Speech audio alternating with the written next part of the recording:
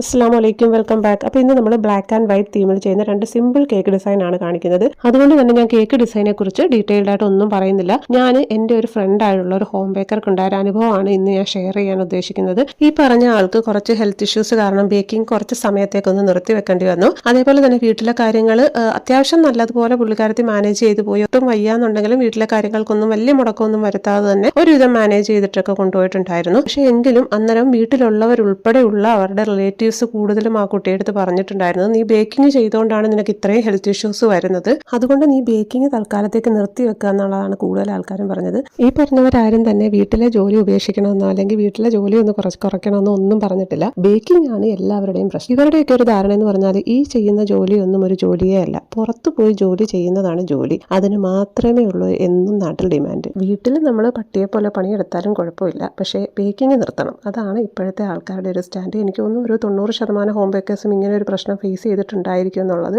അപ്പോൾ എനിക്ക് പറയാനുള്ളതെന്ന് പറഞ്ഞാൽ, നിങ്ങളെ ആരെങ്കിലും ഇങ്ങനെ നിരുത്സാഹപ്പെടുത്തുന്നുണ്ടെങ്കിൽ നിങ്ങൾ അവരുടെ വാക്കുകൾക്ക് ഒരു വിലയും കൊടുക്കരുത്. നിങ്ങൾ നിങ്ങളുടെ സ്റ്റാൻഡിൽ ഉറച്ചു നിൽക്കുക. നിങ്ങൾക്ക് അങ്ങനെ റെസ്റ്റ് വേണമെന്ന് തോന്നുന്നുണ്ടെങ്കിൽ നിങ്ങൾ ബേക്കിങ്ങിൽ നിന്ന് മാത്രമല്ല നിങ്ങളുടെ വീട്ടു ജോലിയിൽ നിന്ന് നിങ്ങൾ റെസ്റ്റ് എടുക്കുക. പിന്നെ നാട്ടുകാരെ കൂടാതെ നിങ്ങളുടെ വീട്ടുകാരും ഇതേ അഭിപ്രായം തന്നെയാണ് മുന്നോട്ട് വെക്കുന്നതെന്നുണ്ടെങ്കിൽ 2 ദിവസം നിങ്ങൾ അടുക്കളയിൽ കയറാതിരിക്കുമ്പോൾ ഈ ഒരു ചിന്താഗതിയൊക്കെ അങ്ങ് മാറിക്കോളും. അപ്പോൾ എന്തായാലും നിങ്ങളുടെ അഭിപ്രായങ്ങളൊക്കെ രേഖപ്പെടുത്താൻ നമ്മൾ കമൻറ്റ് സെക്ഷനിൽ വിശാലമായ സൗകര്യം ഒരുക്കിയിട്ടുണ്ട്. എല്ലാവരും കമൻറ്റ് ചെയ്യുക. Thank you for watching.